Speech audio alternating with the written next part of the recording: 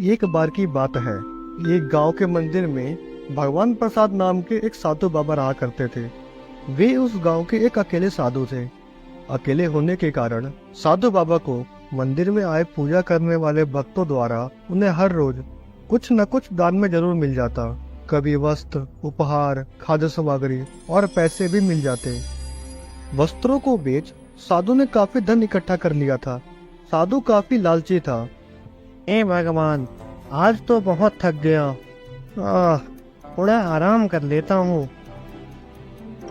हे ऊपर वाले, बस अपनी दृष्टि ऐसे ही बनाए रखना।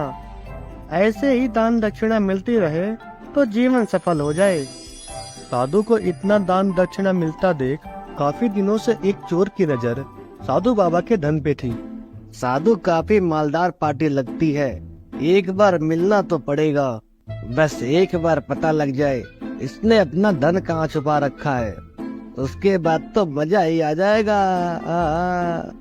एक दिन चोर बेस बदल के साधु के पास उससे विद्या लेने के लिए आता है। अरे अरे, रुको रुको रुको, कौन हो तुम और इधर कहाँ जा रहे हो? निकलो निकलो यहाँ से, यहाँ पे मेरा घर है। रुकिए बाबा रुकिए, मैं बड़ी दूर से आया हूँ। मैंने सुना है इस गांव में एक बहुत ज्ञानी बाबा रहते हैं। मैं उन्हीं के पास शिक्षा लेने के लिए आया हूँ। आपको पता है वो कहाँ रहते हैं? अरे कौन साधु बाबा? यहाँ पे कोई साधु बाबा नहीं रहते। इस गांव में सिर्फ मैं अकेला एक साधु हूँ। अच्छा अच्छा, तो वो आप ही होंगे। आपका ही नाम भगवान प्रसाद है? हैं? तुम्हें कैसे पता? मैं ही हूँ भगवान प्रसाद। लेकिन तुम्हें मेरा नाम कैसे पता? बाबा, आपके बारे में कौन नहीं जानता। आप तो ज्ञान के सागर है, सागर। बस उसी ज्ञान के सागर में से मैं थोड़ा ज्ञान लेने के लिए आया हूँ। मैं बड़ी दूर से आया हूँ बाबा, कृपया मुझे अपना दास बना लीजिए। अरे हाँ, ज्ञान तो मुझ में बहुत है, लेकिन हाँ, मुझे कोई शिष्य नहीं चाहिए। चलो जाओ यहाँ से। बाबा, मैं बड़ी आस लेके आया हूँ। चोर ने साधु को बहुत समझाया। थोड़ा समझाने के बाद साधु बाबा मान गए। देखो, मैं तुम्हें अपना शिष्य तो बना रहा हूँ, लेकिन हाँ, एक बात का याद रखना, तुम्हें जो भी दान दक्षिणा मिलेगी वो सीधे लाके मुझे देना और कहीं लेके मत जाना। और नाम क्या है तुम्हारा? मेरा नाम? अरे अब वो तो मैं सोचना ही भूल गया। पैसों की लालच में कपड़े तो बदल लिए, लेकिन नाम का क्या? क्या बोलूं? हाँ, मेरा नाम हरिया है। हरिया, ठीक है। तो जैसा मैंने तुमसे कहा वो याद रखना। जैसी आपकी इच्छा महाराज। चोर ने साधु बाबा की बहुत सेवा की। कुछ दिन बीतने के बाद बाबा को चोर पे पूरी तरह विश्वास हो गया। एक दिन, अरे जगदीश, तुमने सुना जितेंद्र के घर में आज तो चोरी हो गई? हाँ भाई हाँ, मैंने भी सुना। चोरों की हिम्मत तो कुछ ज्यादा ही बढ़ गई है। अपने घर के गहने थोड़े संभाल के रखना। ऐसा ना हो रात को गहरी नींद में सोए रहो और चोर इधर तुम्हारी तिजोरी साफ कर जाए। गांव के लोगों को चोरों के बारे में बातें करता देख साधु बाबा थोड़े डर गए। मुझे भी अपने धन की रक्षा करने के लिए कुछ सोचना पड़ेगा। कहीं ऐसा ना हो मैं रात को सोया रहूं और चोर मेरे धन पे हाथ साफ कर जाए। और आज तो मुझे एक निमंत्रण भी आया है, थोड़ा सतर्क रहना पड़ेगा। अरे हरिया, कहाँ हो तुम? जी बाबा, आया। कहिए बाबा। अरे कहाँ रहते हो तुम? ये देखो, हमें पास के गांव से एक निमंत्रण आया है, तैयार हो जाओ, हम बस थोड़ी देर में निकलने वाले हैं।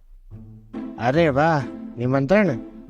ये सही मौका है सारा खजाना ढूंढने का और यहाँ से रफू चक्कर होने का। अब बाबा, मेरी तबीयत आज कुछ ठीक नहीं लग रही। अगर आपकी आज्ञा हो तो मैं थोड़ी देर आराम करना चाहता हूँ। अरे अब ये तुम्हारी तबीयत, वहाँ चलते तो तुम्हें कुछ अच्छी खासी दान दक्षिणा मिल जाती, लेकिन खैर अब तो तुम्हारी तबीयत ही खराब है। अब मैं भी क्या कर सकता हूँ। चलो ठीक है, मैं अकेले ही जाता हूँ। साधु घर के अंदर से एक पोटली बना के कंधे पे रख जाने लगा। तभी पीछे से चोर ने पूछा, अरे बाबा, आप दान लेने जा रहे हैं या देने जा रहे हैं? इतनी बड़ी पोटली वो किस लिए?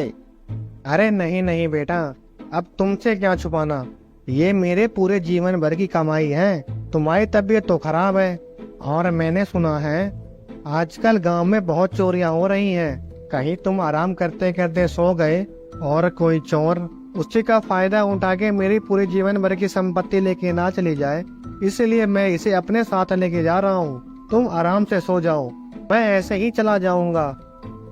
अरे नहीं, अगर ये सारा दल अपने साथ ले गया तो मैं यहाँ क्या करूँगा। एक काम करता हूँ, इसी के साथ चला जाता हूँ। रास्ते में मौका देख ये पोटली लेके ही भाग जाऊंगा। बाबा, मैं क्या सोच रहा था, एक काम करता हूँ, मैं भी आपके साथ ही चलता हूँ। आपके साथ थोड़ा चलूंगा फिरूंगा तो मेरी तबीयत ऐसे ही ठीक हो जाएगी। अभी तो तुम्हारी तबीयत खराब थी। खैर चलो ठीक है, चलो चलते हैं। साधु और चोर गांव की तरफ जाने लगे। थोड़ा दूर पहुंचने के बाद साधु ने सोचा क्यों न गांव जाने से पहले स्नान कर लूं। थोड़ी दूर एक नदी किनारे पहुंच साधु ने उस पोटली को नदी किनारे रख दिया और चोर को इसकी रखवाली करने के लिए बोल के स्नान करने चला गया। अरे वाह, आखिर वो मौका आ ही गया जिसका इतने दिनों से मुझे इंतजार था। आखिर खजाना हाथ लग ही गया। साधु के आने से पहले इसे लेके भाग जाता हूँ।